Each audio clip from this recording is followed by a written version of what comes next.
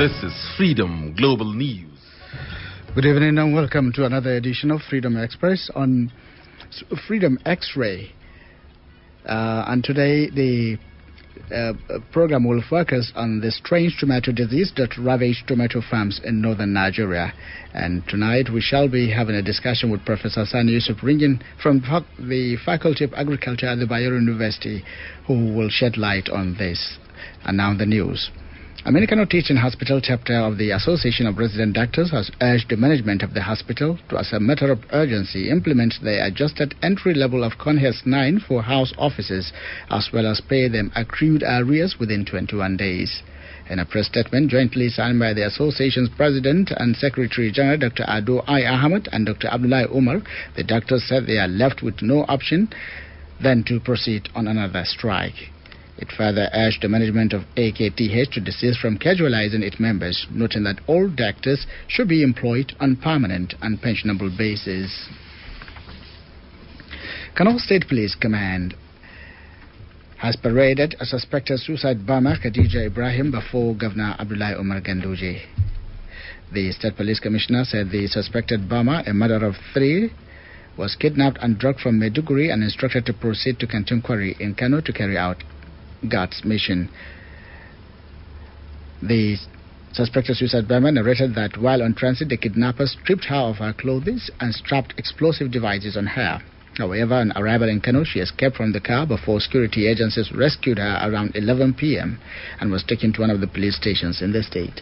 Shine na fita nake gudu in fadin tashi suke cewa kiya kizo haka dinga dura mu ashir inda kika je muna da ido a garin nan dan fasa miki kai fa ban dai tsaya ba na gudu kizo mana na gudu sai suka koma suna tunanin ko ta wannan wanda na bari a motar.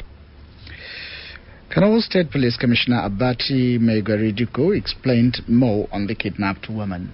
She was trapped with something that looks like a bulletproof, that is locally made jacket made of so many chains and nails. They were trying to fix the vehicle where they were because there were 2 men and then she and another woman. As they were trying to fix the vehicle, she tried to remove those things because she had this Aiken Allah. Then she believed that she's in the wrong hands, in the hand of these Boko Haram people. Then she was able to remove it and jump out of the car and run out. So one of them was following her, trying to track her down, shouting that she should stop. She doesn't stop. Wherever she goes, they are all about. They are all over the place. But God, in His infinite mercy, help her to escape. Correspondent Abbas Yusuf reports that Governor Abdullahi Umar Ganduje has urged Kano residents to be vigilant, especially in market areas where the failed suicide mission would have taken place. Governor Abdullahi Ganduje said that if the woman had not regained her consciousness, it would have been a different story. In another development, Emir of Kano Malam Sanusi II has called on the youth in the state to embrace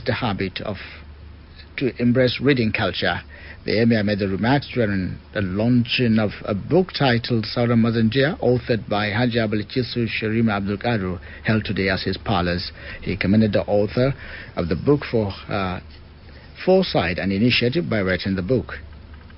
In his remarks, Kano State Governor Dr. Abdullahi Umar Ganduje described Wada Waziri Ibrahim as a dedicated person who contributed to the progress of his people. He therefore urged for proper utilization of the book while urging for storing the script in the website for the benefit of future generation.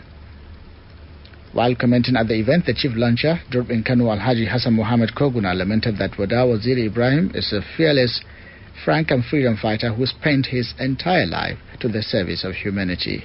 Right from the childhood, he is fearless, frank, bold, sincere. Anybody here who knows knows that he has been unionist and a freedom fighter all his life as a student, or civil servant, and beyond.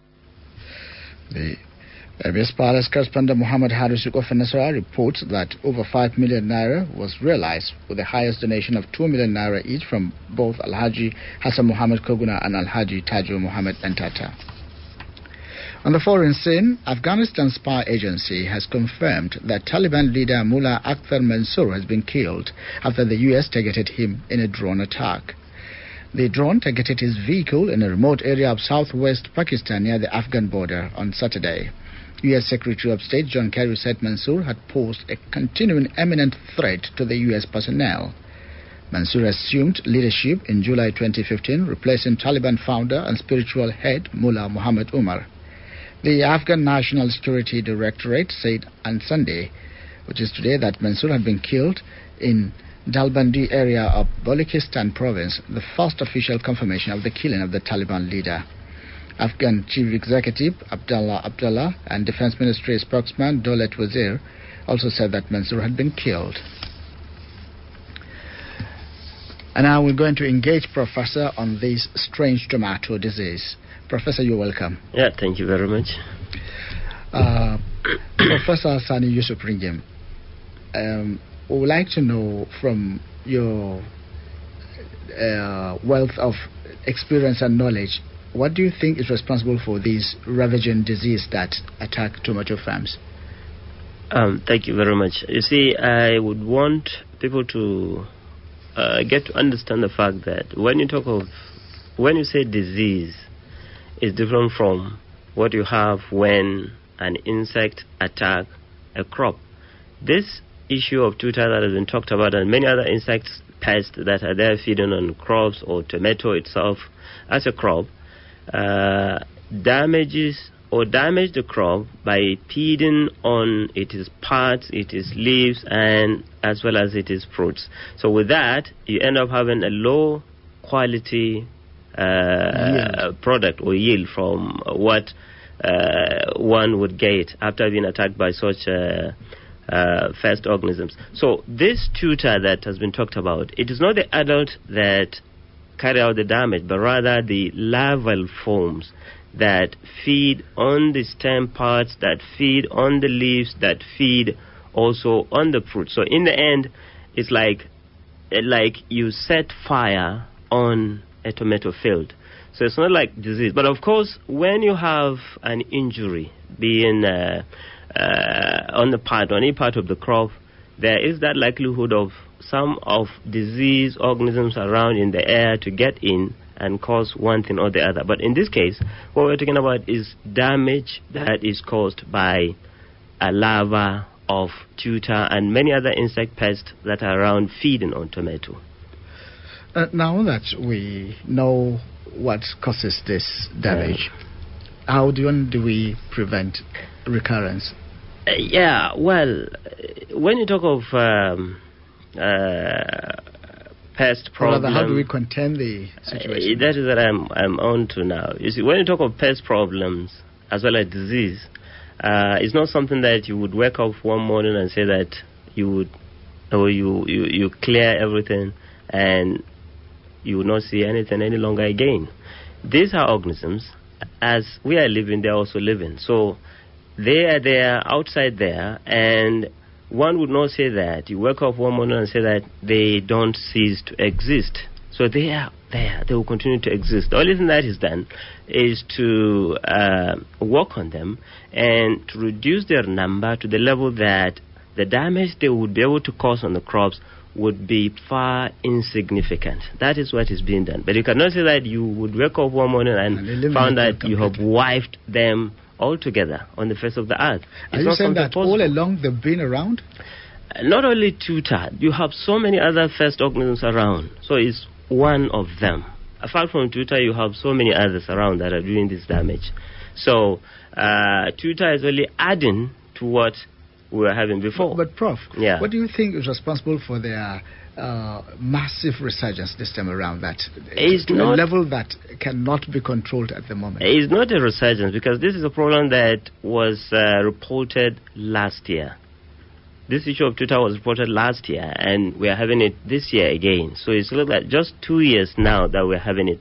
So the issue is we would have to sit down, like in the for the researchers will have to sit down and come up with a program that will enable them to work on it to find out what is really favoring the existence of this particular pest around these tomato farms. And not only that one, all other pests around. So when you work on that, you know what it is, you know how it carries out its damage. It is from this information that one would come up with strategies that could be used to contain that particular problem. I wanted to dwell on how do we prevent any preventive measure that could be adopted? Well, for now, yesterday we were able to visit Kedawa, myself, and the Dean of the Faculty of Agriculture, University Kano, and the head of our department there, crop protection.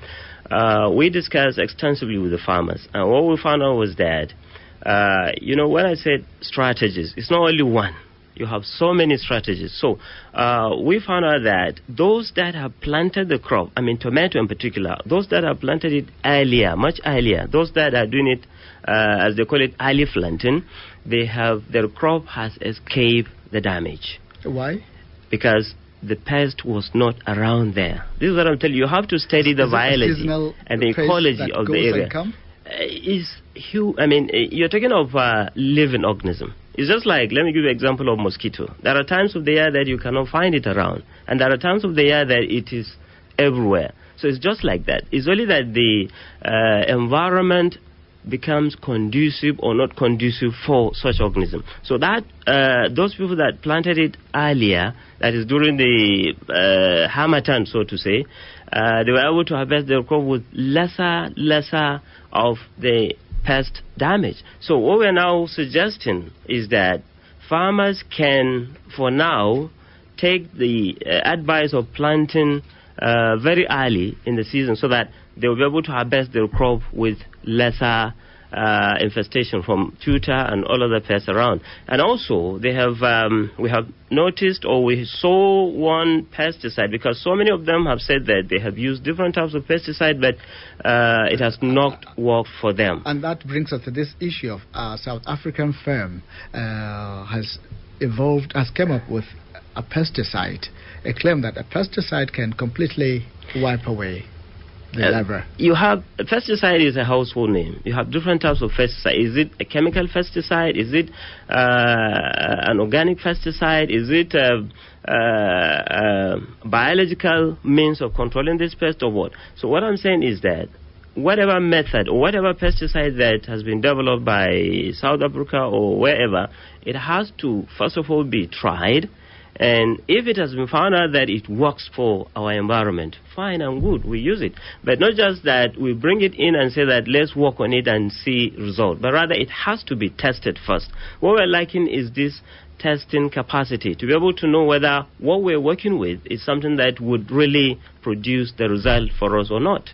Prof, I would like you to tell our tomato farmers, give them hope that the strategies to adopt so that we will not have a repeat of the losses they incurred this season.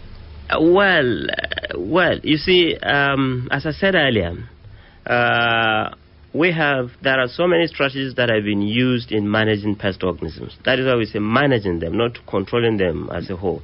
Okay. So what is important is, one, there has to be a research that should be conducted on this particular pest in order to know exactly how it carries out its damage and the times that it comes around to do the damage, and also some of the things like the chemical or whatever pesticide that is available that works on it, and all other things, whether traditional or cultural, that could be put in place to make sure that we have a sustainable management. So now, as I said, for now, it's not something that I can just guarantee farmers and say, if you do this, you are not going to have the problem tomorrow. No, it's not that.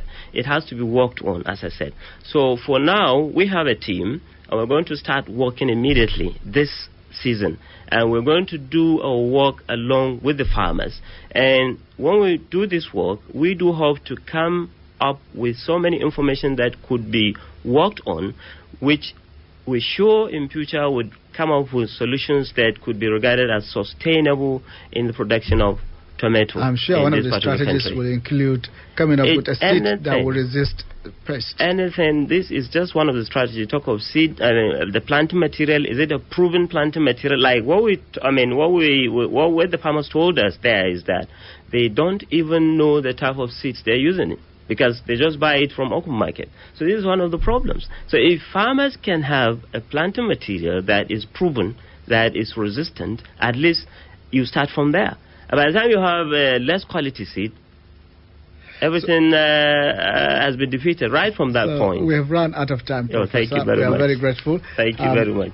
This is Professor Sani Yusuf Ringim from the Faculty of Agriculture at the Bayero University, Kano, who has shedded light on the recent tomato ravaging disease that has infested our farms. On behalf of the entire production crew and Professor, thank you very much. I'm Abubakar Salihu. Abubakar, thank you for listening.